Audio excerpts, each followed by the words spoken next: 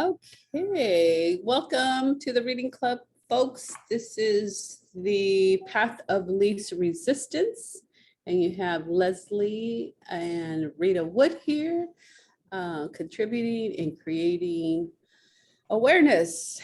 And one of the awareness here is choosing negative results. So we left off, we're going to be on page 173, germination and choice. So choosing negative results. And I got readers on, so that means I'm extra smart today.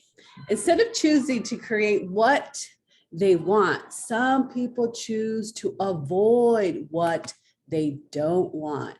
Instead of choosing health, some people choose the absence of sickness. Gosh, when you put it that way, we're crazy. When you choose merely to avoid what you don't want, you do not establish a structural tension. Instead, what you set up is a conflicted structure. Wow. Da, da, da, da.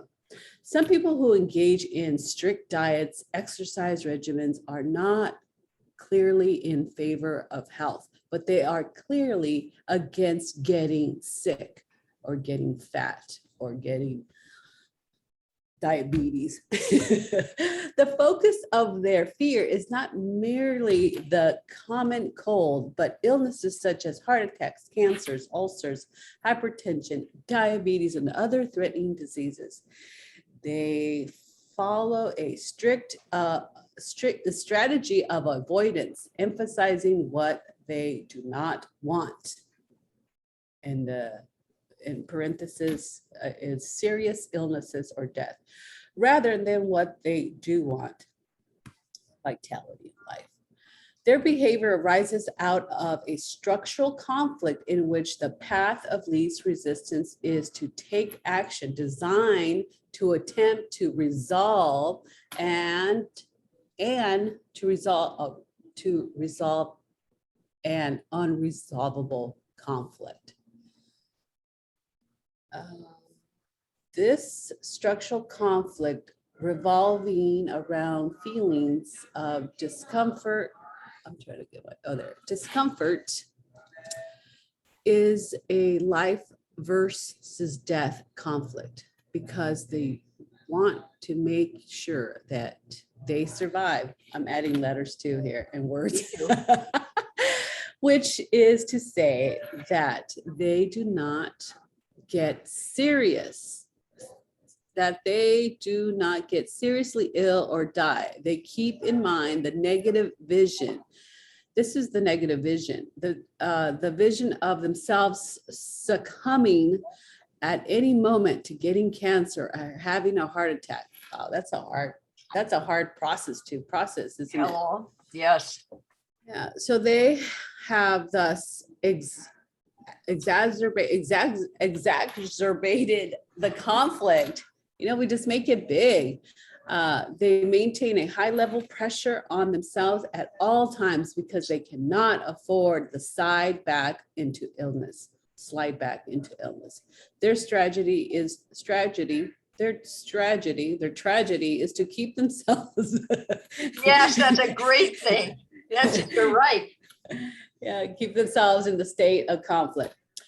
They may not think, if I eat sugar, I won't, and white flour, I'll get cancer and won't live. So I'd rather make sure I don't eat food like that. I must remain vigilant.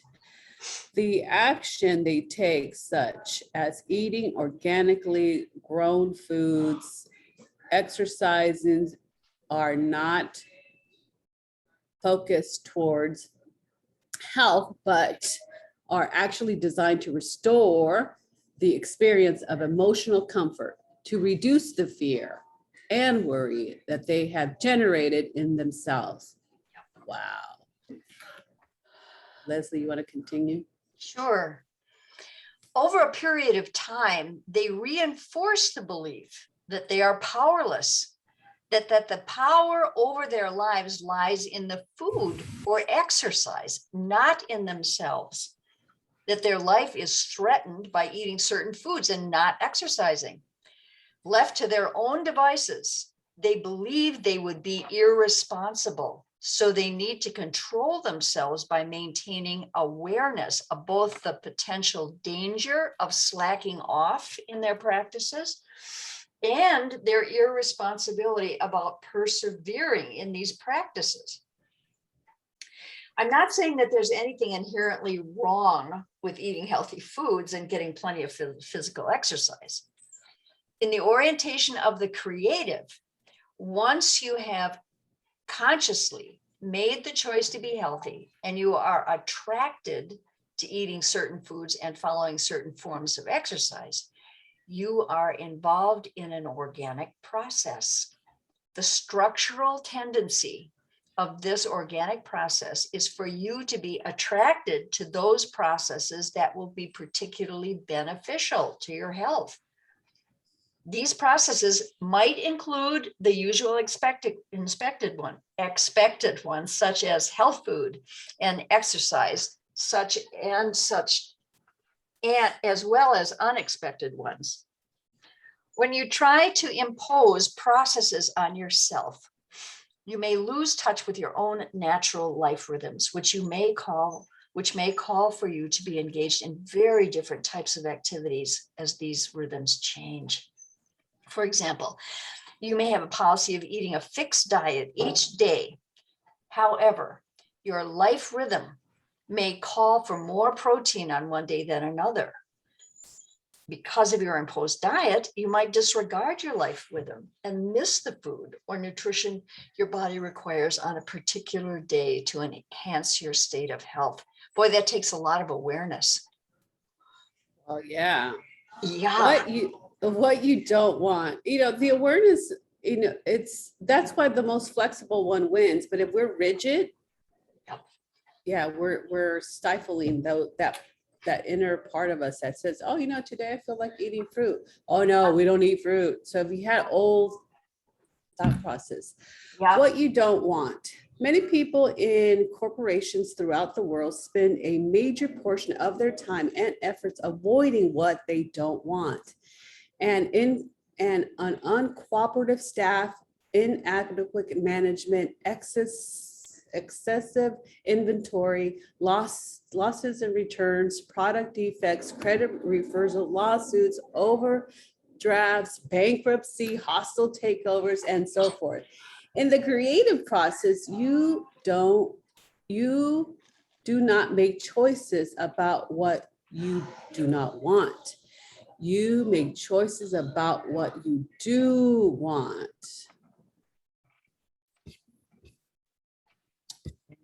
I gotta refresh my page. Sure.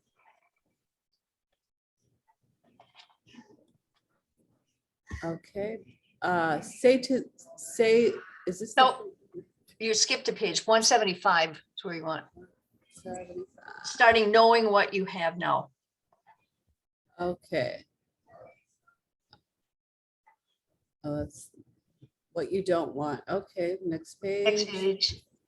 Okay, knowing what you now have that you do not want can, of course, be useful information, because often it's the opposite of what you do not want is what you do want. Oh, yeah. If you do not want your car to keep breaking down, what you probably want is a car that is consistently runs well. If you do not want to work under boring conditions, what you might want is an interesting and challenging job. If you do not want to work with an uncommitted and indecisive staff, perhaps you do not want, oh dear, perhaps you do want what is a dedicated and decisive one. If you do not want to argue or fight all the time, with your mate, you want what you want might, oh my gosh, what you want might want. It happens like that. You start tripping. Yeah. Okay. Let's see. What you might want is the opposite: a loving, supportive, harmonious relationship. When you focus large amounts of energy on the problem in your life, it is to remain. Hello, I'm reading. Is to when you focus large amount of energy on the problem in your life, it is easy to remain fixated on those problems. At certain times, the only thing that seems important to you is to get the problem to stop being the problem or to have it go away. The more entrenched the problem seems, the harder it may be to separate what you want from what you do not want, or from what you think is possible. Quite often, I have spent 15 minutes or longer simply asking someone the question, what do you want to create? What do you want to create? Only to have the person continue to reply, I don't want this, I don't want that, I don't want to have to deal with this, or I don't like, or I would like to get rid of that. So imagine a composer Vela Broca TikTok. Just kidding. Trying to create his third string quartet by using only a list of the things he did not want it to be. I don't want it to be an orchestra. What is that? Orchestral, you're right. Orchestral music. I don't want it to be a piano piece. I don't want it to be like the composition I've written. I don't want it to be expressionless, and so on. As you can see, focusing on what you do not want does not create much of the vision, nor does it generate any germinational energy. When choices about what you